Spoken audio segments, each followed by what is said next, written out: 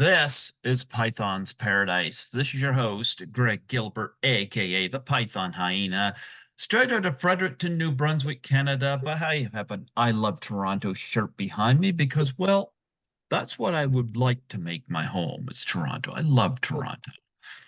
But folks, New Year's is over. And New Year's was pretty evil to me because I had a root canal. I just got done an eye surgery with a torn retina, although it is on the process of mending. So 2024 started out kind of raw, but I do have the movie on Blu-ray here. And I also Oh, have a guest who is in the band. Yes, made in Japan. Here we go, folks. One of the wonderful musicians from that group. Bobby AC. Did I get that right? Last name right? you absolutely did, and that's a rarity. Okay, Well, you so want me to tell you I kind of cheated because Tommy Kovac told me how to pronounce it. Tommy Kovac from all Splat right. from the Past. Yeah. He knew I was trying to get Tony Fried on here for a while, and he said, "Did you ever get anybody from New Year's Eve?" I said, "No." I said, "I've been trying Tony Fried," and he had mentioned you. And I never did a deep dive on New Year's Evil yet. So you're actually my first from this movie. So I Okay. said, "Yeah, put me in touch because I work two jobs, two cleaning jobs, so um, I don't get to do this as often as he does, and he doesn't Yeah. live in my neck of the woods, but we communicate um, and throw guest ideas back and forth, and sometimes, he'll throw something my way that, what, I never thought about that. But I'm kind of looking at your background. Then number one, I love the color green, so kudos to your Oh. shirt. It's Oh, my cool. favorite Yeah. color. Yeah. I like it too. This is But my office, and so I'm surround myself with people and things that make me comfortable. I want to be around. well, I'm kind of looking at that Alfred Hitchcock behind you, and I wanted to tell you, Yeah. Alfred Hitchcock number one changed the way I view movies. Because back in 1996, I think it was March 1996, I saw my first midnight movie, and that was Psycho. The university students were putting it on up at the theater. And it was the first time I ever attended a midnight movie. And I remember the advertising for it. They put, come and see the film that scared your parents. And I went, and that was the first time I'd seen Psycho, and it changed the way I look at movies. And it made me want to see more Hitchcock movies. And of course, I got introduced to Jimmy Stewart through Rear Window and Vertigo, and I got introduced to Cary Grant through North by Northwest and To Catch a Thief, and Hmm. ultimately I got introduced to Grace Kelly, and my heart just melted. And but I had the pleasure in 2016 because when people have passed away, I do tributes. I do Uh-huh. tribute interviews. Well, I had Alfred Hitchcock's granddaughter, Terry, on the show here. Wow. Yeah, That that should have been informative. that Was was a she close to love. him? Was she close to him? Yeah, she was on the set when The Birds was being filmed. Oh, So, okay. yeah, it was quite amazing to have her on here to talk about him. And I learned quite a bit about him and how things were changing. Uh, technology was changing as of course he was getting older and in 1980 when he passed away I would have been 8 years old. So Mm, he had yeah, I was born the same year Frenzy came out, so that was his I second see. second last movie. Yeah. So Nice. Yeah, he yeah. was a great director and great, the movies that he made were fantastic. One do of you a have a kind. do you have a favorite Hitchcock movie? Do I? Yeah. Uh, well, yeah, The Birds and Psycho are my two top ones. Yeah, for sure. But where I live on the West Coast, or Bodega Bay, where some of that was filmed, The Birds, is only a couple hours from here. Oh wow. Talk about Yeah. your experiences of going down there and seeing that. Well, it's not much because believe it or not, I haven't made a trip there yet, and I've lived here for many, many years. That's something Oh, I want to do. Yeah, I know people okay. who have, but I should do it, right? I've gone to other places in the world to see things that people that I admire have either recorded or been, but this is like in your backyard, and it's like I still haven't made it out there. Okay. I think I really like Psycho and the Birds as well. And Psycho, of course, was a movie that really changed the way I look at movies as first being introduced to Hitchcock. I really like Rear Window a lot. Of course, I Hmm. have a big crush on Grace Kelly, so I mean, most gorgeous woman I think I've ever seen. And I really like To Catch a Thief a lot too. Very underrated movie and beautiful looking Yeah, movie. Of course, Grace Kelly again. yeah, you can't miss, right? Yeah. But I, of I gotta course, say though, the Psycho House, I've seen that many times. It's down at oh Universal yeah. Studios. So over the years, I've been there, and Halloween they have a special. They call it Hollywood Horror Nights at the Universal Studios, and there's a tram ride that at nighttime goes by the Psycho House, and then there's a guy dressed up like Norman Bates, and he's standing on the steps, and you go up there and you can take a picture with him, whatever. But that was kind of fun. I did that a couple times, but I've seen the Psycho House a few times, and that's pretty cool. It's still there. You know how the Academy Awards, I don't know, Alfred Hitchcock was nominated 5 times for Best Director, never won.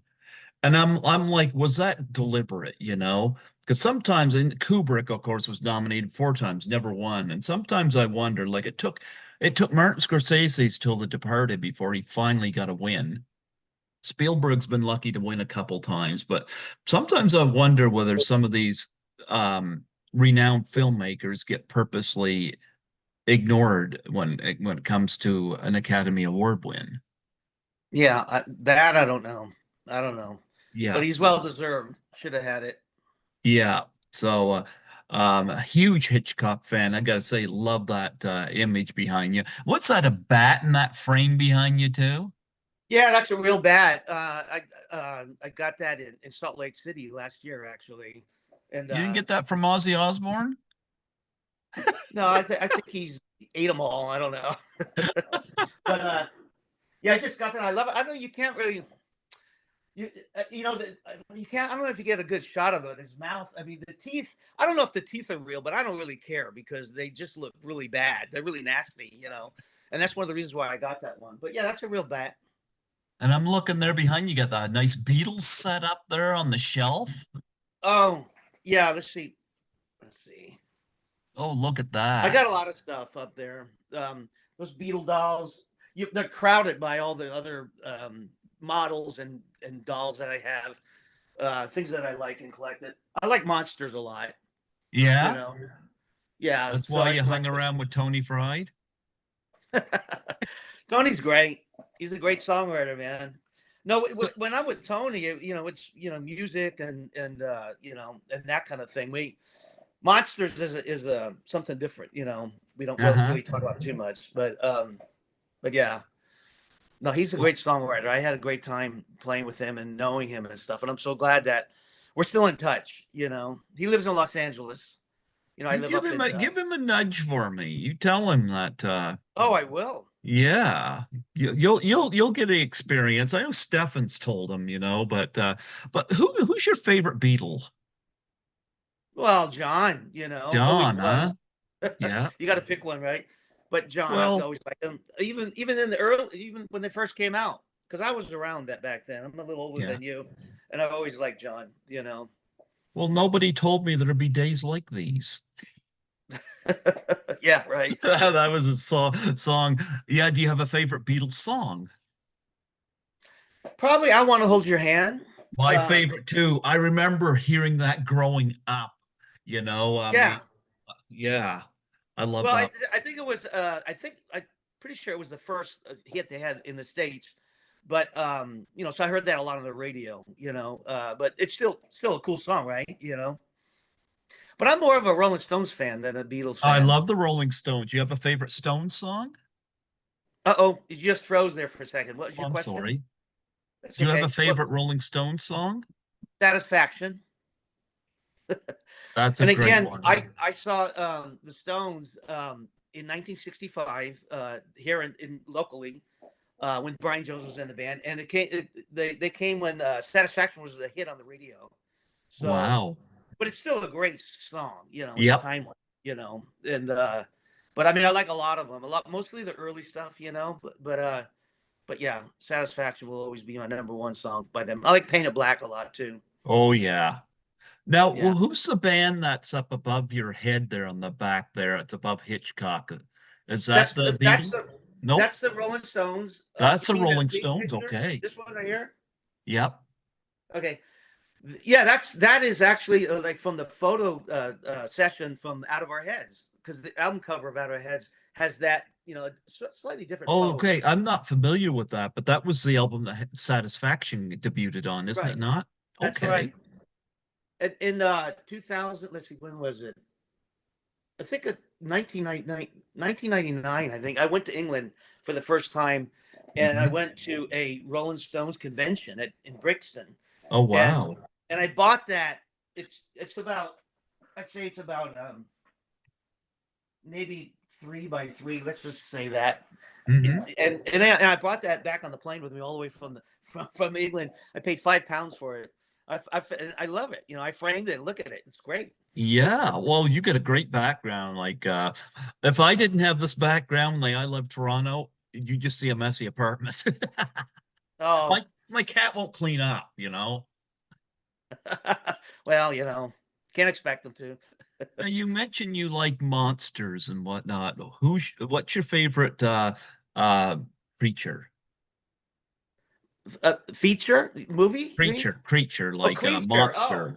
well, Frankenstein. I Frankenstein, mean, great all choice. the classic Universals, obviously. Yep. Frankenstein, Dracula, the Mummy, the creature from the Black Lagoon, We and all just that. lost him too. Oh yeah, that's right. I read about that. He was I the forget last his name. one. Yeah. Yeah. I had Sarah Karloff on the show Oh, in nice. tribute to Boris, and I've had Bela Lugosi Jr. on here in tribute to Bela Lugosi. Heard a lot of Wow. interesting stories. Yeah. Yeah. I met both of them at. I used to go to monster conventions back when and they were like guests there. So I've met them in person, but and they were really nice. I just started doing the convention. I've lived here my whole life. And I've told the story many times, but speaking of Stefan Arngrim, he's in the movie Class of 1984 with a Canadian actress, Lisa Langlois. And Lisa's been on here a couple times, and she's since become a very, not only a personal friend, but very instrumental on a lot of life changes for me because we got talking about travel and she asked what was stopping me. And she invited me to Toronto to assist her at a horror film convention that she was going to be at. And it was the Mm. first time I was on a plane. It was the first time I got introduced to subways and streetcars, and I'm well versed in those now. I know what Mm. to do on those, but she taught me all of that, and I've since did 3 conventions with her. And if my retina, the gas bubble in my eye heals, because I can't fly right now, but if it heals, I want to attend Chiller with her at the end of April so that I can. Oh, That'll be my is first that one in the States. where's that in the States? You might have said it. New Jersey. Oh, New Jersey. Okay. Yeah. Yeah, Stefan's Yeah. actually going to be there at that. So, Wow. I don't know him personally. I know him through that he's Tony's friend, yep. from way back when. But I may have met him, in Made in Japan when we were playing back in the late '70s, early '80s. I Hmm. probably met a lot of his friends there that I don't really remember, because it's been a while since then, obviously. But I'd like to get to know him though, because I hear a lot about him. Well, Class of 1984 was a Canadian thriller. Roddy McDowell's in it, Perry King, and I've interviewed a number of people from it, and became very close friends with Lisa Langlois, who was part of the gang in it, and Stefan Arngrim was in that gang, and Stefan's also a musician, and he's shared music with me. He introduced me to Tony, so but Okay. anyway, yeah. And so I love that movie. So But anyway, yeah, it'll be Lisa helped me get my passport. So I got all that stuff ready. So as long as this will cooperate, Yeah, yeah. I'll be fine. I'm Well, looking good forward luck to on that doing it. because that'd be Yeah. a fun thing to go to, you know. Yeah, it will be. But nonetheless, I was listening to your interview with Tommy Kovac, and something jumped out at me early in that interview that hit home personally with me. Hmm. And it was the fact that it was your sister that Hmm. brought you to your first concert. And it reminded me because I've got two brothers. I got an older brother and a younger brother. And I don't see my older brother much, but I remember my older brother was very instrumental in introducing me. Number one, I used to be petrified of horror movies, and he kind of got me used to them. And well, I remember he argued with me. He said, "If you can watch a movie as bloody as Conan the Barbarian, then why can't you watch Friday the 13th, the final chapter?" And I was like, "Because Jason's not chasing Conan." Right. Yeah, Helpless victims, you know. yeah. But nonetheless, he kind of got me used to horror films. And I remember attending Friday the 13th, Part 7, The New Blood, with him at a theater. And he also introduced me to a lot of different types of music as well, because I grew up in the MTV days, and my brother was more ahead of the game on that than I was, but I kind of gradually got into it. And for me, I love music from the 60s, 70s, and 80s, some 90s. Um, but when you think of music from 60s, 70s, and 80s, you get kind of an image in your head. And I don't know what music from the 90s, what image I would get. But from the others, I kind of get it. It's like, yeah, this and this decade of music. But when you mentioned to Tommy about your sister, it kind of reminded me of my brother introducing me to that. So I would like to know how important and how instrumental was your sister, your relationship with your sister, in forming and influencing your pop culture geist you're in now. Not much, really. Gee, You I know, gave her this big boost and you're not yeah. much. Well, I mean, what I mean by that is she was 5 years older than me, Mhm. and you know, I went along with her because it was starting to be sort of interesting to me, and she allowed me to go with her. But we went with some friends, and she was doing her thing, and I was tagging along like a little brother. So I just went to some Beach Boy concerts with her, and I really liked it a lot, you know.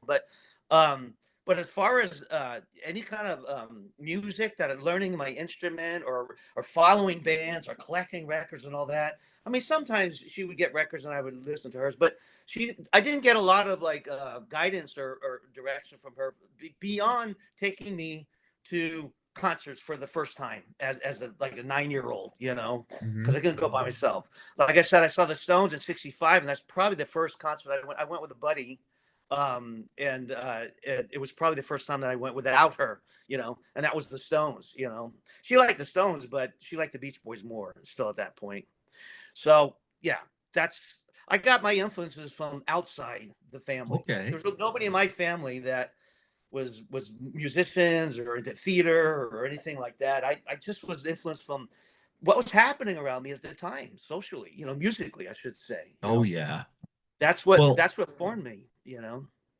do you have what were your memories of that concert seeing the Stones Oh live my on God. stage? Well, I have some memories, and I'm going to tell you a story about that. But these are the little bit of memories. I remember they had curtains. First of all, there was only like 12 songs they did. They're probably on for maybe 30 minutes max. But there was curtains that were closed before they came on, and there was an announcer who introduced them. And I remember as the announcer was talking to the audience, I always thought it was Mick because he was in the middle, but he was putting his arm out and waving it to the audience like behind the curtain, and I won't forget that. And everybody got all excited, because here they come, there's Mick's arm. I remember that. I remember where they were positioned on stage, with Bill and Brian were on the left side because sometimes they would alternate, and if you look at pictures of them from different Mhm. places.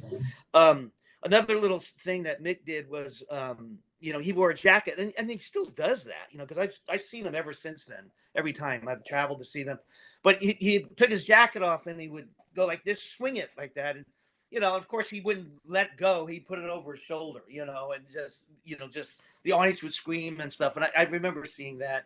I remember some of the songs. That's How Strong My Love Is, and Satisfaction, of course. And then I remember there was two shows, and I went to the early show, and I remember leaving, and we saw some friends in line that we had, and we're just going on and on about the show, how great it was. I remember talking to them, but that's pretty much all. But there's I should have that. There's a guy in England, I forget his name, Rich or something, who's been putting out books about I Was There. Are you familiar with that? The it's what he does is get stories mostly in the UK, in Europe, Mhm. but somehow I connect it. Stories from people who were at concerts for these bands in the early days, Oh, and gee, I that did. sounds exciting. Oh, it's great. So I had stories. So I wrote my story about that concert for the Stones, but I did one for David Bowie, for Jimi Hendrix, for the Jam, and one more. The Who, because I had a lot of stories about the Who. Oh, So I wow. was able to. What I just told you is probably most of what I contributed to the book. And that was fun doing to that. What's the book called? If you excuse me for half a second, I'll grab it and show it to you. Yeah, you go ahead. Yeah, I'd like to I'll see be right that. back. Absolutely.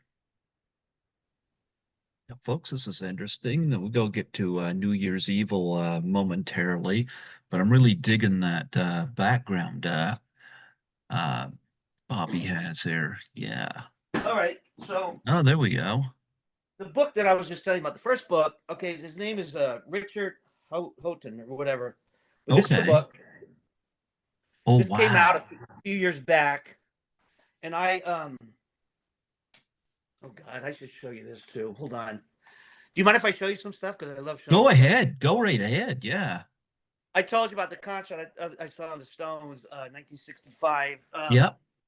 Hanging on my wall here in my museum.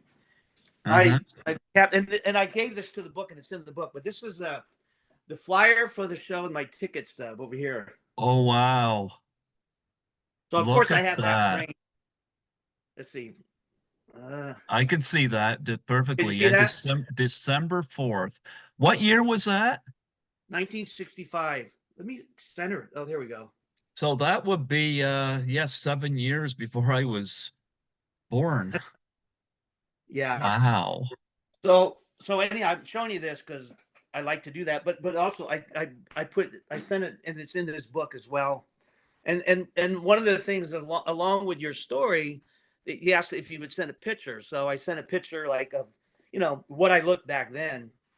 And yeah, here's it is in the book. Look at that. Wow. But anyhow, there's a lot to say. But so that's one. I did that. So then I have stories about the Who. This is the Who book. Wow. Okay. And again, these are stories from people who, all over, mostly in the UK, who had their experiences seeing. This is a Jam. I really like the Jam, and he did a book on them.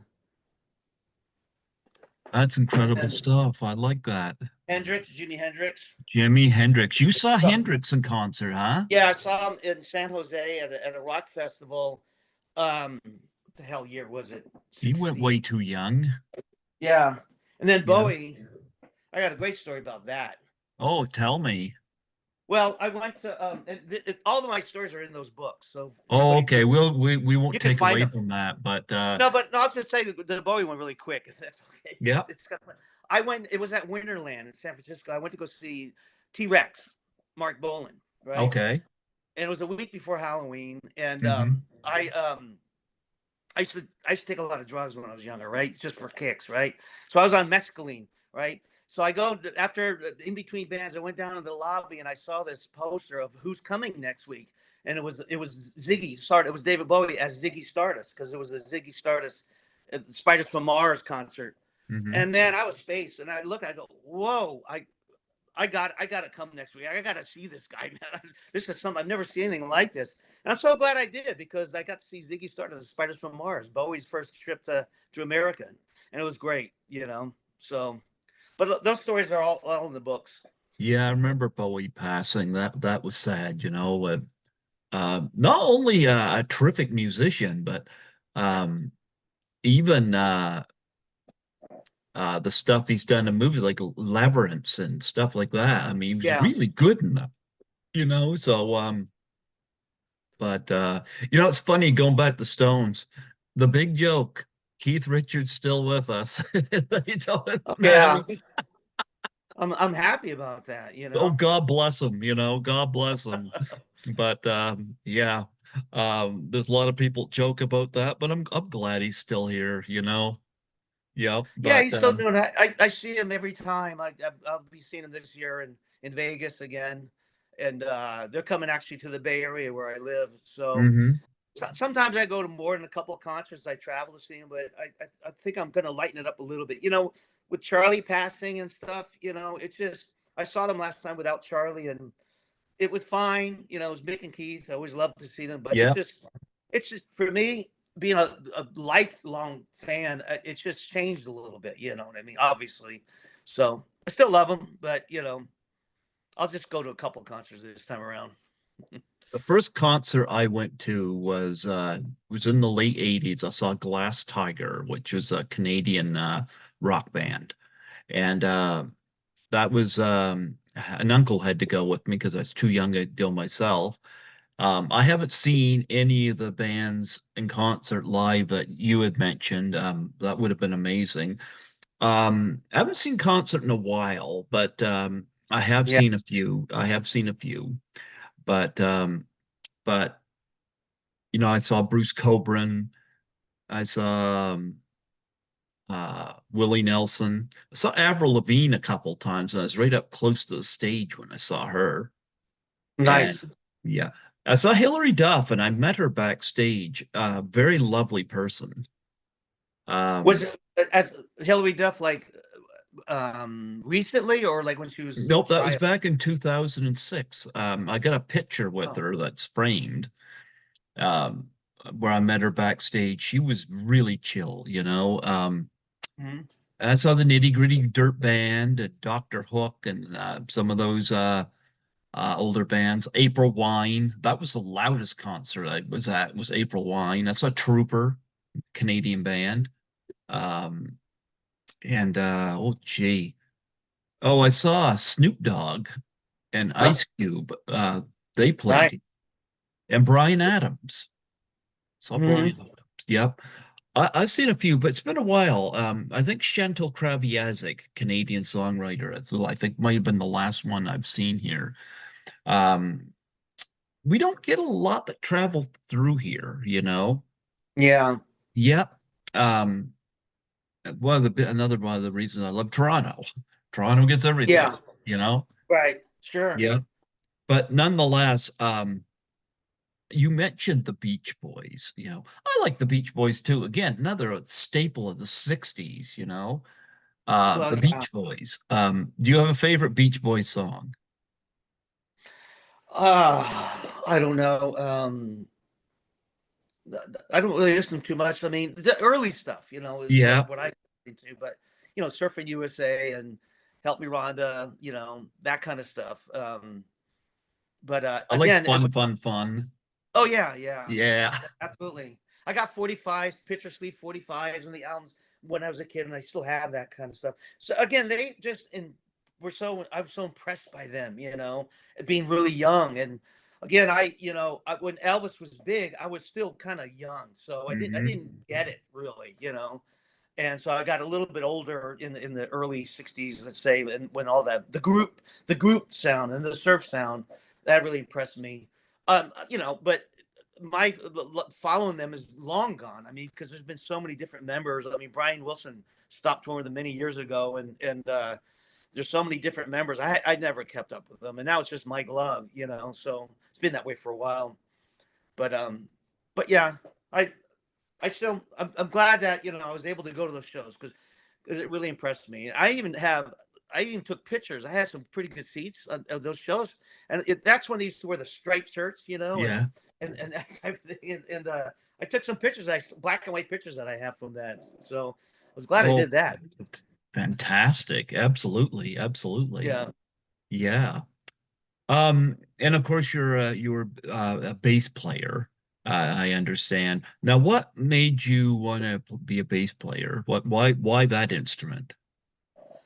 Well, because in my neighborhood, the Beatles Hmm. came on Ed Sullivan. You know that story. So everybody got Yep. all inspired by that. And everybody wanted to be in a band, play guitar. Hmm. Yeah. And most everybody in my neighborhood. So we all learned guitar. Some were better than others. I wasn't Hmm. that good, but I still want to play guitar. But everybody else did, and they started to jam together. And but nobody, there was no bass player. So like I say, a couple of the guys were just like really good. They're really naturally talented. I wasn't. I had to learn it, and so I just took up the bass, at that time because no one else was doing it in my neighborhood. So and then I started, listening to the bass in all the songs that I like by the bands like the Who and the Animals and the Rolling Stones and that kind of stuff. And that's all. I just focused on that, and that's what I've been ever since. I mean, I could play guitar, but I've never really played guitar in a band. So he's a bass player. So, and I'm happy with that. So that's how I started. Was Cyclops your first band that you were part of? No, No? Okay. no. Cyclops came later in the 70s. Se- uh, when was it? Mid the 70s. No, I was in other bands that would play. Local places, schools, high school steam Oh, club, okay. and that kind of thing. Some bars sometimes when I got a little older. But that was not my first band. I think I told Tommy the story that one of the reasons why I put that together. We were a three-piece band, and back then in the 70s is when the punk scene started happening. And we Hmm. had in San Francisco, we had the equivalent of CBGB's. It was called the Mabuhay Gardens on Broadway in San Francisco. And it was a scene, and the bands like the Ramones and Blondie and all these bands were coming through. These are bands like I was reading about in magazines and I was like totally into it. As a matter of fact, because I was too young for the British invasion, which really influenced me a lot. I couldn't go to England when I was a kid. I I went back to New York in '76 to go see these bands I've been reading about in magazines, and I saw the Heartbreakers with Johnny Thunders and that kind of stuff. I hung out there for a while, but anyhow, so Mabuhay Gardens was happening here, and I just wanted to be part of the scene, but I wasn't a punker. I didn't play punk music because I had been playing for years already, hard rock music.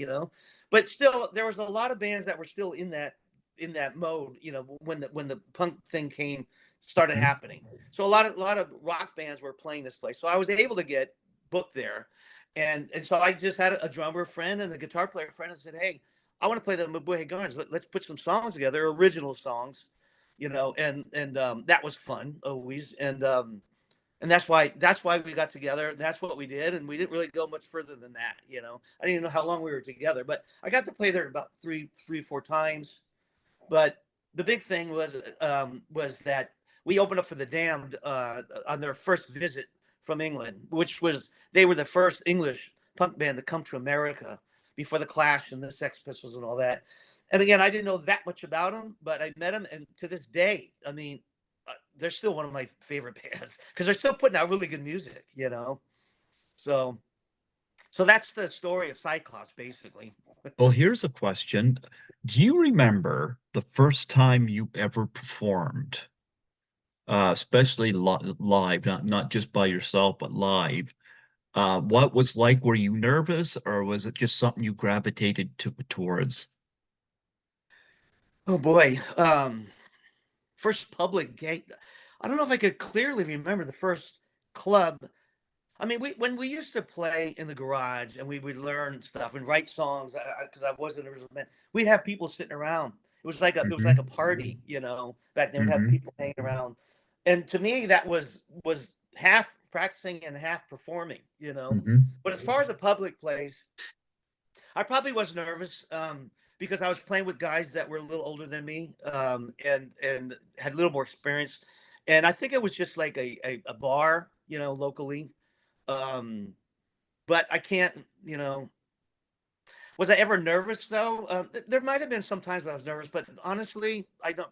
I haven't been nervous for a long time. You know, it's mostly more excited than anything. You know, Hmm. to get up and play. Depending, Yes, absolutely. particularly, you know, what venue it is and what the audience is going to be like and what the event's going to be. You know, all that stuff. You know, makes it fun. Do you have a favorite venue?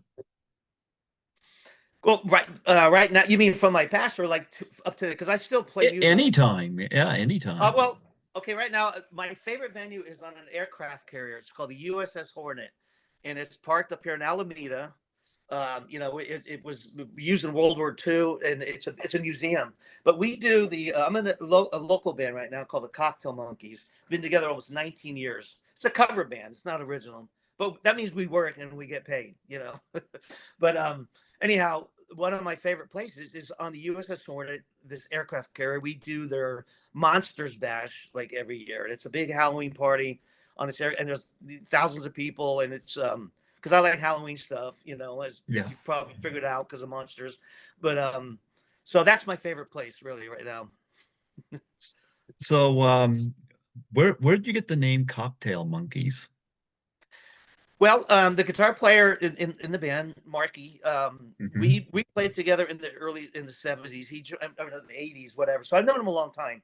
But Hmm. we were um, we were talking, and whenever he comes up with hey, this would be a great band name, he put it on a list, right? So when we were talking about, hey, let's put another band together, and you know, what name would you want to use? So he had all these really cool, funny names, and Cocktail Monkeys was on that list. He got it from the Archie McPhee catalog. I'm not sure if you're familiar with that, but Archie McPhee is you can find them. I think they're located up in Seattle, but they have a catalog that sells things like rubber chickens, you know, whoopee cushions, Mexican wrestling masks, and cocktail monkeys. And a cocktail monkey is, you know what that is, or do you? Okay, it's a let's see if I have one handy. It's just a little plastic monkey that you would hang on your drink. You know, it's a You drink know one. what? I don't know what movie it was, but there was a movie that came out in the last couple of years that had that. I'm trying to think what that was. I Really? know because, huh? Because there was No, I said really. females. Yeah, there was females in the movie.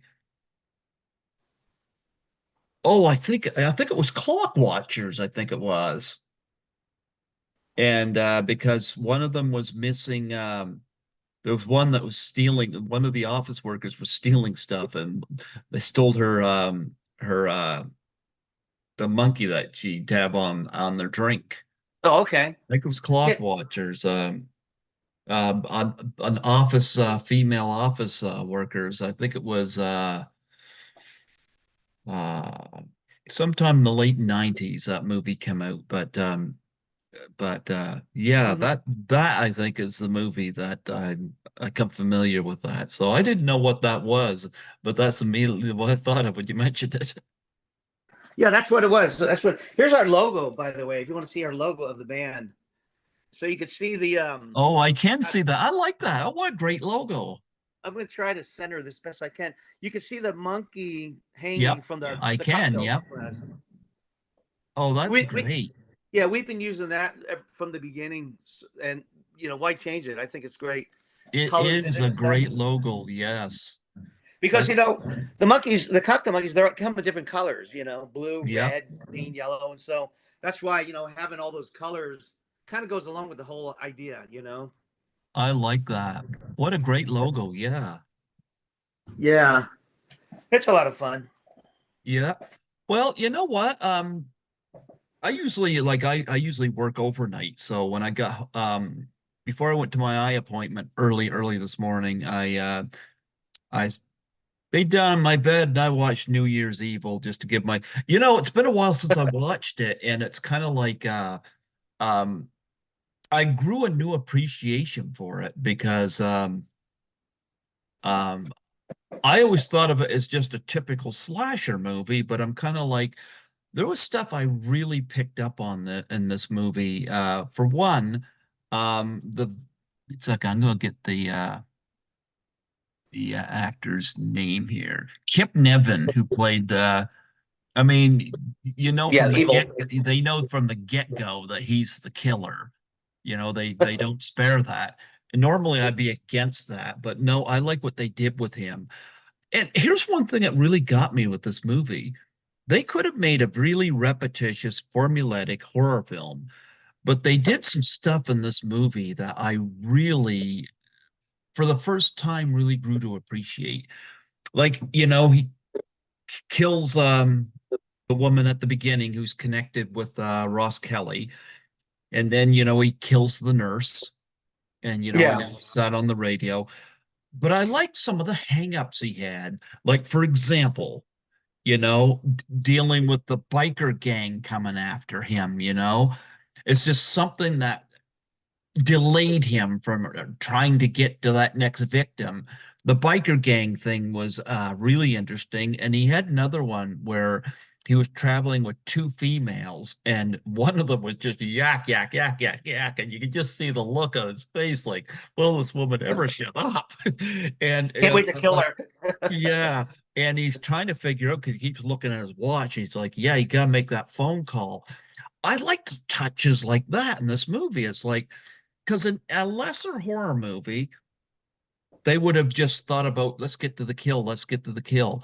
This one Yeah, here, the fact that they were throwing stumbling blocks in front of him added to his character and made the story a lot more compelling on his end. I like what they did there. And he had to think about how to get into the concert building, and this and that. I like what they did. yeah, Yeah. yeah. It's amazing that what it's turned out to be after all these years. Because when it first came out, it was just like, oh, this is a crummy movie. Siskel Ebert would rated it the dog of the week. And it just was like, okay, just another stupid slasher movie. But over the years, it's interesting the following that it has even to this day.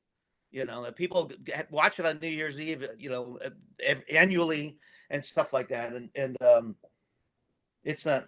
It's kind of fun. I would never have guessed this back then.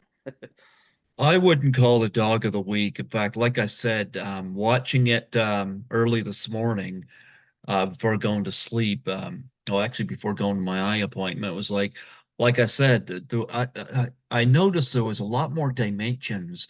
Like I said, uh, the killer had all these stumbling blocks thrown in front of him, and Kip Yeah, Niven was really, really good in that part, and yeah. hammed up the charm and doing stuff like put a mustache on, and then when he does like dresses up like a priest, with the glasses and Oh yeah, whatnot, when he has the problem with the biker gang.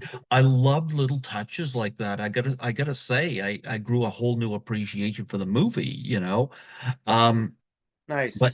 but nonetheless, one thing that did grab me is that how unlikable Ross Kelly's character is in this movie. Like I found Yeah, I was sympathizing more, like I felt bad for her son, who's yeah. She just didn't treat him looking for very good. she's a terrible mother. And I guess she was a terrible wife as well, although I think the husband's dealing with it was horrible, but still.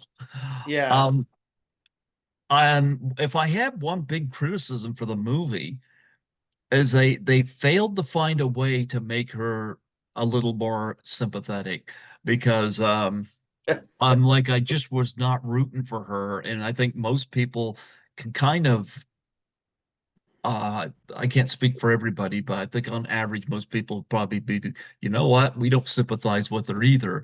When he's like strapping her up at the bottom of that elevator, I'm like, yeah, yeah, I kind of know how you're feeling there. She is not Ross Kelly, but the woman she's playing for this New Year's party. She's kind of a bitch. Yeah. You have any Yeah. memories of Kip Niven and Ross Kelly? Not so much Kip Niven. I don't know the date we I was only there on the set for one day. Hmm. She was there, but I don't remember Kip Niven. I mean, he probably again there was a preview that they showed the cast, and he was probably there to the theater. The only thing I remember at Ross Kelly was just back, uh, in the wings, let's say, not in front of the camera, whatever. She was just hanging out. She brought some biker friends with her, and they were just kind of hanging out, talking, and I mean, I guess that was her, personality naturally, Um, but I don't really have too much detail other than that. I mean, it was a long time ago, and Hmm. again, we were there the one day. I always felt that the kids that were dancing, in the TV show, Yeah. they were. I just felt again they didn't seem very genuine to me. They really felt like they just got a bunch of Valley kids, dressed them up, and that's what they You did for us too.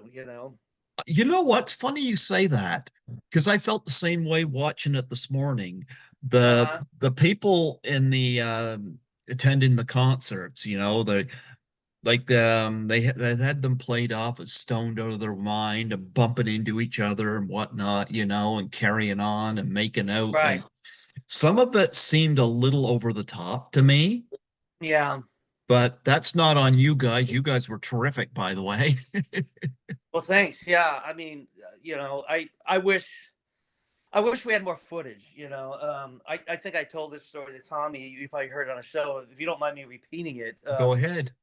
uh, we probably would have. Rex Devereaux was the music president of Canada at the time, and he's the one who hired us. He Hmm. went and was scoping all around Hollywood looking for bands, and he chose us, and he chose this other band, Shadow. Because there's Hmm. two bands.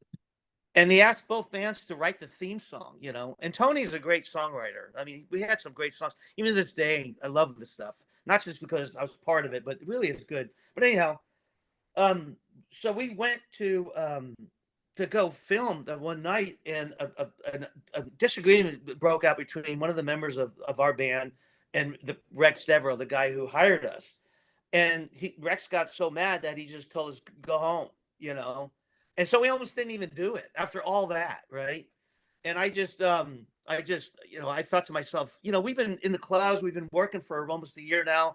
I want a break. Here's a break. They're going to put out a record. We're going to get all this exposure. So I called him up and said, I told him, you need to go back and you need to apologize because we really need this as a band. I really want to do it, and the band really needs it. So he did. So Rex said, okay, come back. So we scheduled us for another day. And so I just feel that, if you remember, we are in it about three times, but they're cameos compared to the Shadow, the other band. And I just felt like we didn't get as much as we should have because we had this little incident. Now that's just me thinking. I don't know if that's true. Nobody told me that. But every time I watch the movie, yeah, it's really fun to see all that, see us on there and hear the music. But I thought, damn, man, I wish I had more footage. Oh, I But anyhow, recognize you guys when you're on stage. yeah. Yeah. Oh, hey, speaking of that, I want to show you. Sure, go ahead. So stuff that I did get, and I still kept all this today is some promotion stuff that from the movie. Hmm. This is like I don't know what you might call it, but a promotion sheet Oh, advertising I the like that. movie. That's a much better promotional pitch than this Blu-ray slipcover. So Yeah, I like that. yeah. When you held that up, I don't think I've ever seen that cover because Yeah, this is what I see. I think this is very lazy, this cover here. It's a very Yeah, lazy cover. I like the original theatrical poster like you have right there. That yeah. yeah, I That's really think cool. So that here it tells the story of the movie right here. It's like a oh, I love that. synopsis. Yep. So this is cool. And so I saved that, and here's a promo picture from the movie. And I was going to tell you. Let me see if I can get it centered Oh, there there. you go. That's a really good promo picture. Now they sent us. We sort of dressed like that normally, but they sent us to a place, Melrose in L.A., called Let It Rock. It was like English clothing store, and Uh-huh. we got a couple things. Although the shirt I'm wearing is it's a zipper shirt.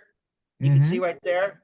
A Mm-hmm. girlfriend of mine bought me that when she went to London, probably a year before that or something. So I wore my own clothes.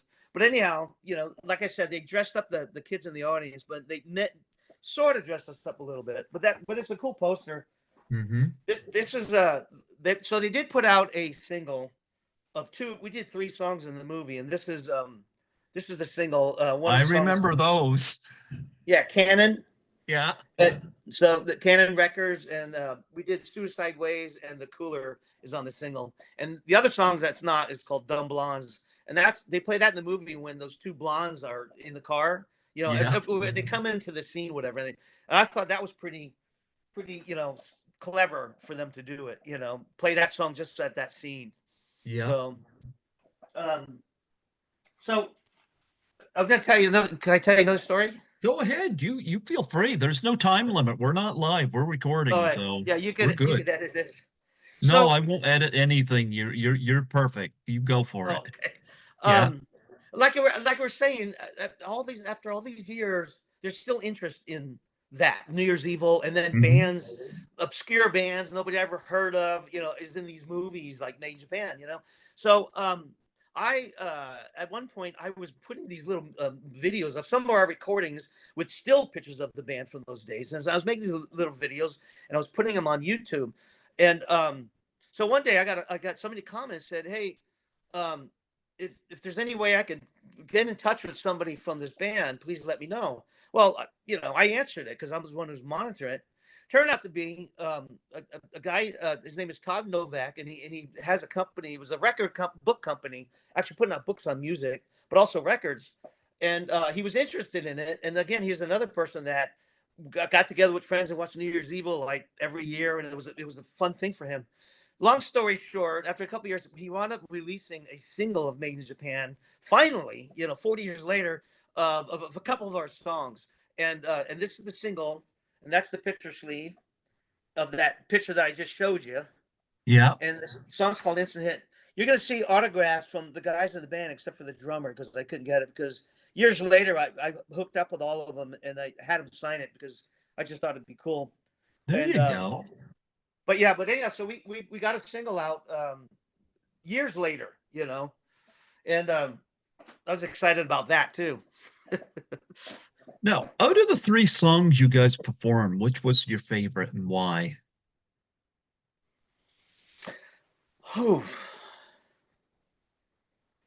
I mean, okay, I don't really have one, but um, there's Dumb Blondes. Dumb Blondes was the lyrics in that are so clever.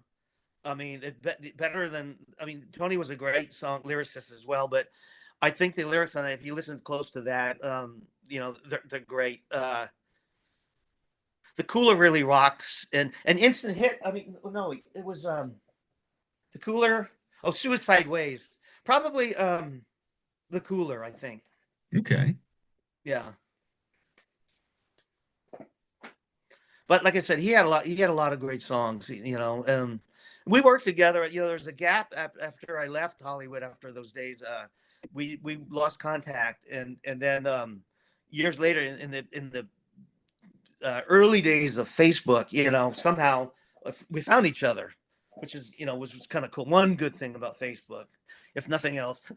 No, Yeah. but and so we got together again, and we recorded up until probably 2016 or whatever like that. Something that I'm still in touch with. Like I said, I'm still in touch with Tony, and Yeah. I've been trying, like I said, I've been trying to get Tony to come on here, and I know he's got some health issues and whatnot. He seems very chipper. Like pictures I see him, and he seems to uh have a cheerful look on his face, but yeah. yeah, so he's never declined me, but I think it's because of the health thing, but I don't know. It might happen, maybe. I don't know, but Well, I tell you, I'll be talking to him, and I'm going to tell him that I spoke with you. We did this, and yeah. maybe that might just nudge him to say, Yeah. okay, you call, It's, Yeah, it really because depends these days. I guess it depends on how he feels, as far as like you say, health wise. I well, think he there's doesn't have better to. days. Yeah, he doesn't have to. Like, I mean, if he just wants to do Zoom audio, we could do that too. I mean, Yeah, if he doesn't want to do the video, although you got this cool background, so I'm really glad we're doing video here. But I mean, I know that he's familiar that I know him through Stefan. So, but yeah, yeah, so I mean, I don't bite. So I mean, happy to have him, but I mean, again, I don't want to pressure him either. But right. yeah, I'll but talk to him. yeah, yeah. Yeah, But I th something like this probably be good for him. But I'd love to sure. hear about. Was he generally the songwriter of the group? Yeah, him and David Codling, Hmm. they were co-writers, Hmm. music and lyrics. I think Tony wrote most of the lyrics for most of the music, not all of it, but most of it. David was, someone he met in England. We had like two English guys in the band, and then Tony's from LA. I was from San Francisco, and our drummer Teddy was from LA. But Tony would go to school in England, and that's where he, made some connections and met Dave, and they were just partners. They did stuff before Made in Japan too. As they went as they were called Stiletto, and they did some TV shows, and they did release some singles, really good stuff. And but they came back.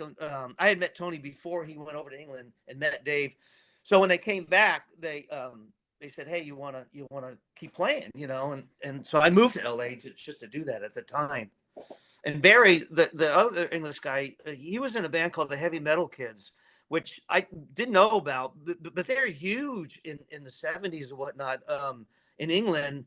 But I don't think they ever came to America. That's why I never heard of them. I don't I know, never but did either.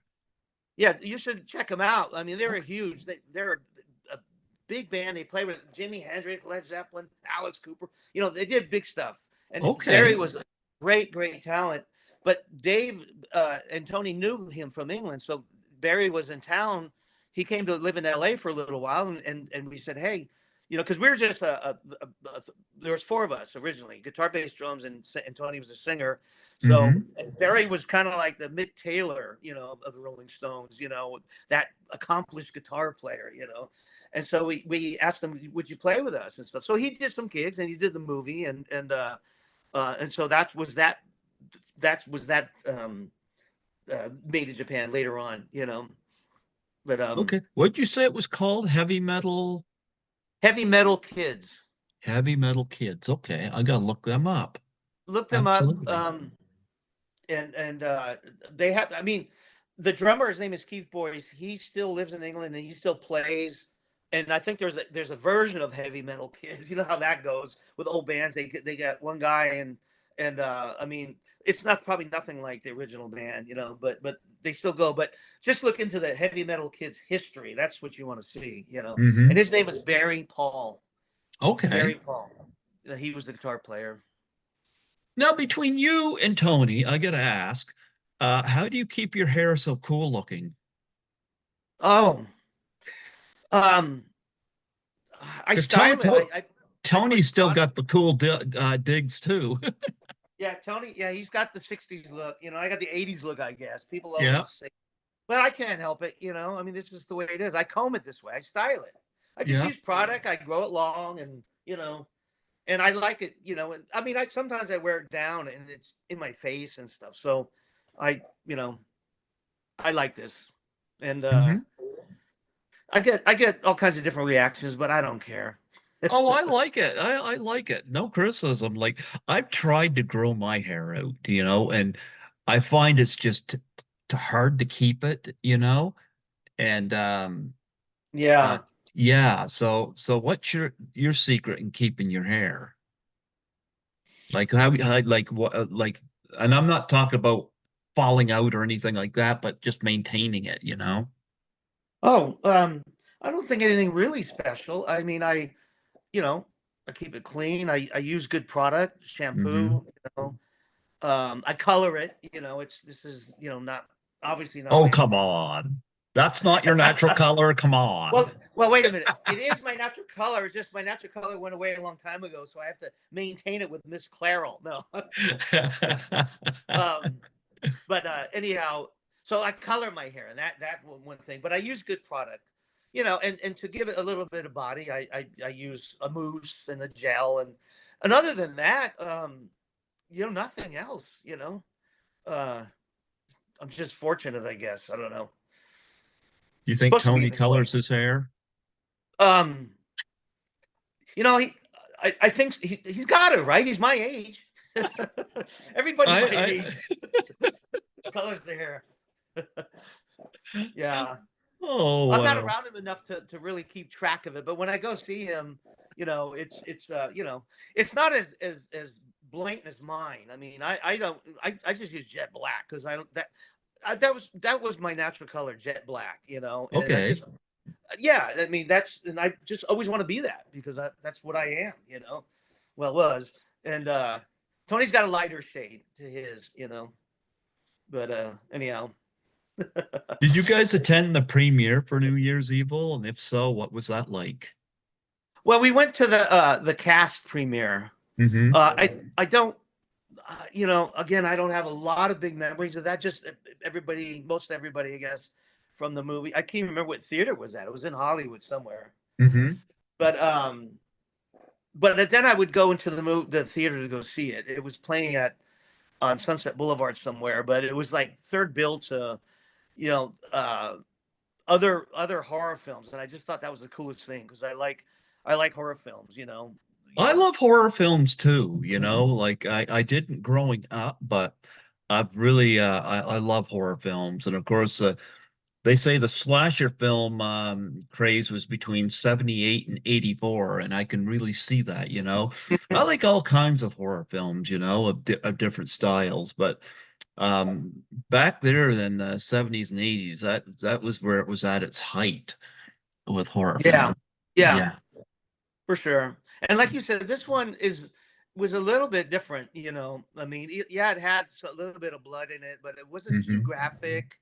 It had a story, a kind of quirky kind of story, and that just turned into a cult now. And you could pick your favorite, character and that kind of thing, or the band having the bands in there is kind of fun. I've always liked that, seeing movies with other bands that like the Alice Cooper was in a movie one time, and the Yardbirds were in a movie, and it's always fun to just go to that part and look at it, for me. I But find it funny, one of the kills in this movie was a woman being suffocated with a bag of weed. yeah, yeah. Yeah. Now, you mentioned the 60s with the Beatles and the Stones and the Beach Boys. Any bands stand out for you in the 70s? Like, did you see Alice Cooper or Oh, AC/DC or Pink Floyd and mo bands like that in the 70s? okay, yeah. Alice Cooper, again, he was a big to me, and still is. I still just saw him last year, but the '70s to me is what that means to me is the glitter era and the punk era. Yeah. Forget about the disco crap because I never paid attention to that, but it was the glitter era. So yeah, so Bowie and Alice Cooper, Mott the Hoople, Slade, all that stuff. Susie Quattro, and I loved all that. And I got into it heavily. As a matter of fact, the in that book, this Bowie book, Hmm. like I told you, I went to see him on Halloween weekend, and do I dare show you this? So we got in costume more or less to go see his concert, and I used to dress up in glitter stuff, because I was into it. But I don't know if Yeah. you can see it, but let me see if I can send you this. But that's Oh, I me can with see it. a friend of mine that I went to the concert. Oh, gee, But she's cute. yeah, and you can see the Bowie poster behind us. Yeah. But so all that stuff influenced me heavily. And then of course, then the hard rock came in the '70s too, the metal rock, which I Yeah. was totally into. Then later on in the decade came the punk movement, the Hmm. Ramones. I love You the know, Ramones. I love the Ramones, and that's another band I was fortunate enough to open up for when they came to my hometown.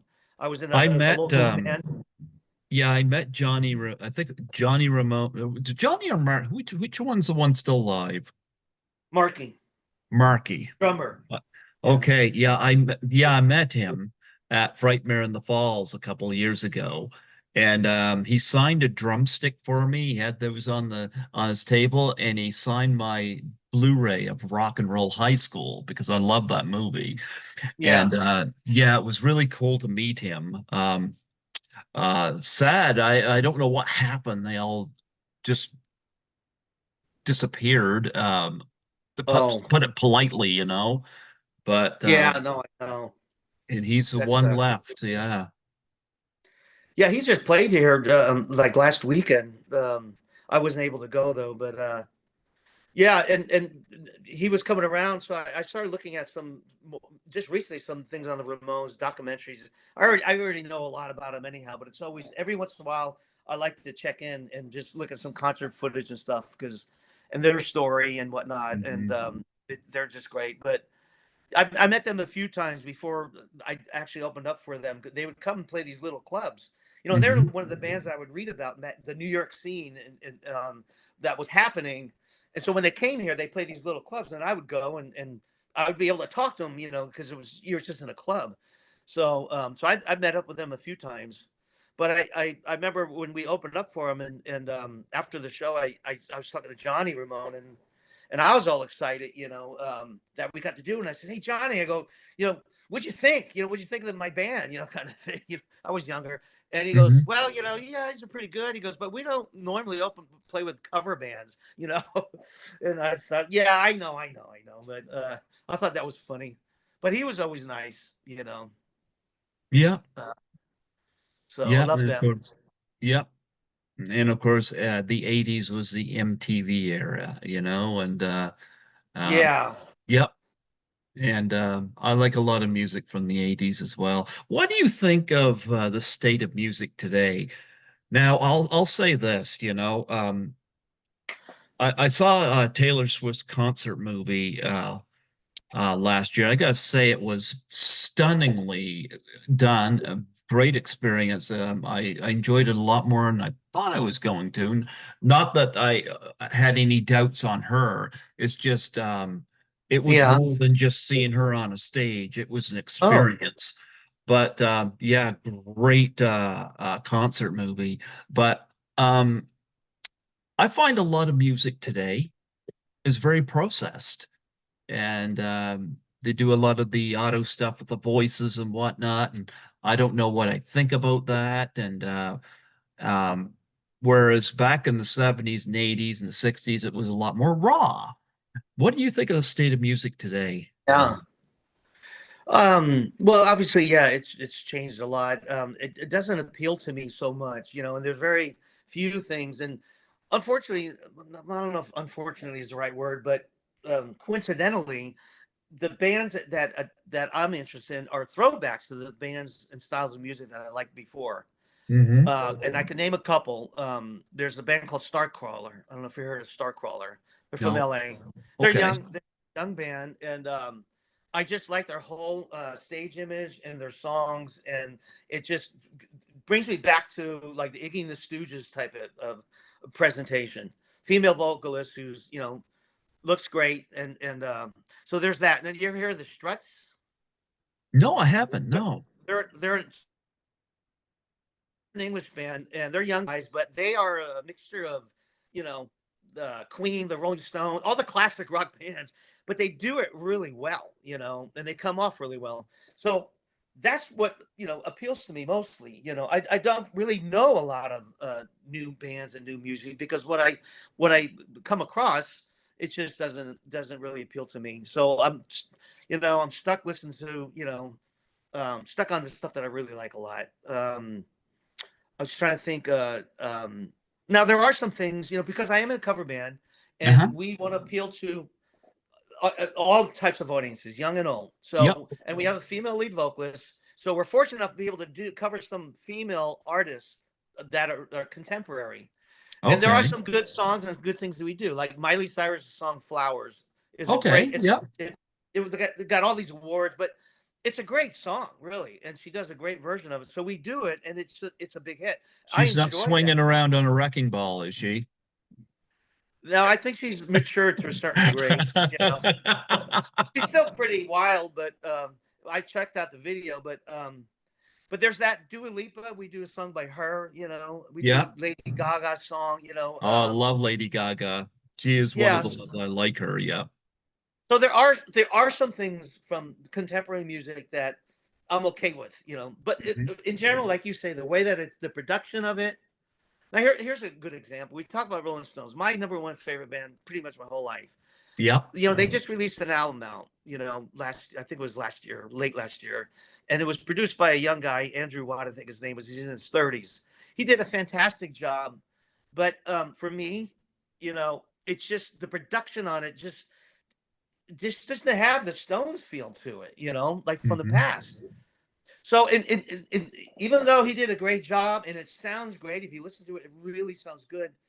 But it just for me, it just doesn't make it 100%. You know, even if it's Mick singing, Keith playing, you know, it's Hmm. still just too produced, and I don't know. So I'm not like you say raw versus production. You know, I'm on the raw side. You know. Yep. Absolutely. You got anything coming up that you'd like to promote on here? Oh, geez. I don't know if I do have anything like that. It would interest anybody outside of this Bay Area. Mhm. I mean, I got gigs, you know, coming up. But unfortunately, I haven't been recording, and we're not really putting anything out there like for streaming. I wish I did, but I could just say, you know, I mean, if you go to like YouTube, you could find some made in Japan music, some videos, and they're mostly like stills with our songs. There is a website that we created, and I'm amazed that it's even still up. But Hmm. it's made in Japan with the number two on it, made in Okay. Japan 2.com, and on there is pictures and samples, music samples. So since we're if this is a made in Japan thing, that's something that you know kind of if you want to anybody wants to you know go beyond our conversation, you can Yep. look into that. That's where you could find it. Yeah. It's funny you mentioned the Bay Area, and one thing Tommy Kovac mentioned, you guys never ever encountered each other. No, you know, Yeah. well, talking to him because he lived in a different part of the Bay Area. Well, not that you know it's far. It's just Hmm. that there's different you know cliques and stuff. And no, I never met him. I didn't I've even. never met him either.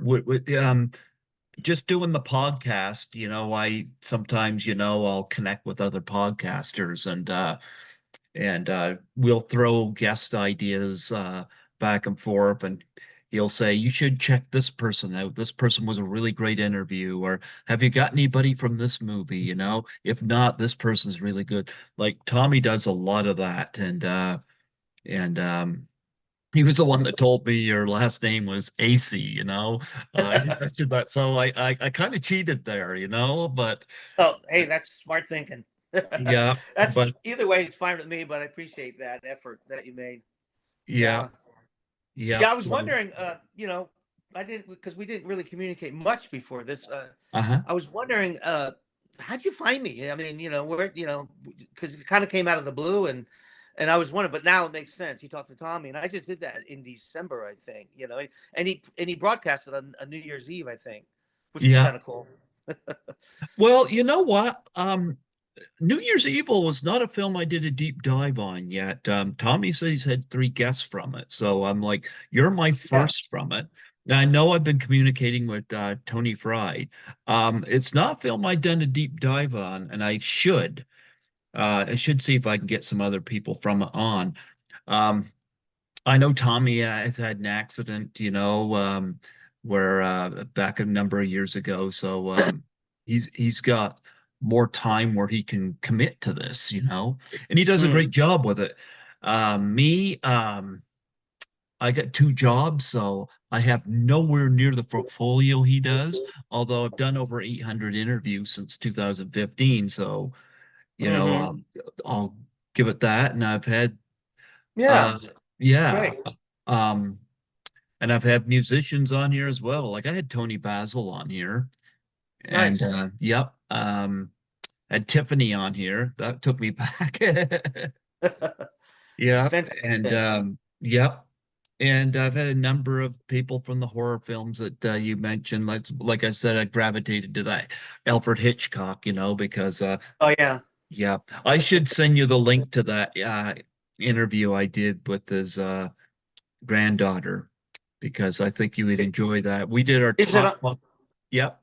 is it on your YouTube page? Yeah, if you go into my playlist area, go into the 2016 playlist on YouTube and you'll find it. It's called the Alfred Hitchcock Tribute and Okay. it's in there. Yeah, that's the best way I direct people to find stuff. Just go through because I got the playlist measured by the year I did them. Now in 2020, I don't have those ones up on YouTube, and there's three from my 2019s that are not up there because my brother used to put them up on YouTube for me until I started doing them on Zoom, and now I can do them automatically. But I got my stuff on Spotify as well. So Oh, the 2020 ones are up on Spotify, and the Tony Basil one was one of the 2020 ones. So that way people can hear those. I only did 18. No, not 18. I did 30. And was it? Yeah, I think it was it 30 I did in 20. Yeah, I think it was 30 I did in 2020. I was on such a good roll. And then the lockdown happened. I was like, oh yeah. because one of the people I had in waiting was Nancy Allen on my bucket list. I'm Oh, so okay. glad I got rewarded. I got her on Zoom, so in 2021. Oh, So yeah, because I wanted to talk Dress to Kill, I loved her in that movie. So yeah. yeah. So I've done a number of these, and uh Cool. yep. So Well, I've I'll actually be tuning in and checking some out now that I know you. yeah. Know about you. Yeah, I had Audrey Hepburn's eldest son on here too. That was another interesting tribute I did. And Yeah. then, yep. So I was really amazed that I was able to reach somebody that was related to just these legendary names. Right. Yep. Absolutely. But Yeah. very down to earth. Like her son was out of Rome. It was the first one I did out of Rome, Italy. Yeah. Mm.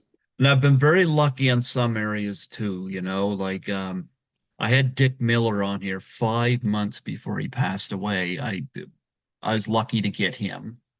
Mm-hmm. Daria Nicolodi, who was in a lot of the Dario Argento movies, I had her on the months before she passed. And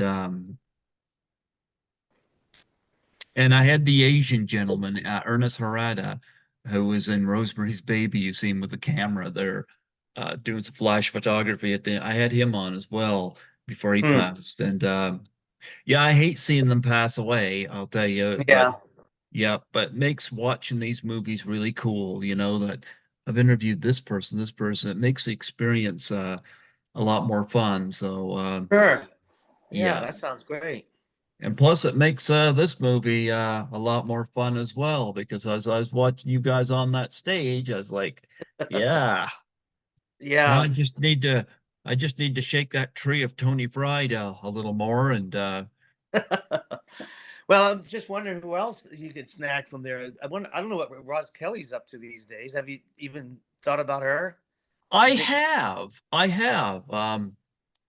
I think I tried to find her at one time. I don't know if there was contact info or not, but I'd be uh, open to having her. I'd be open.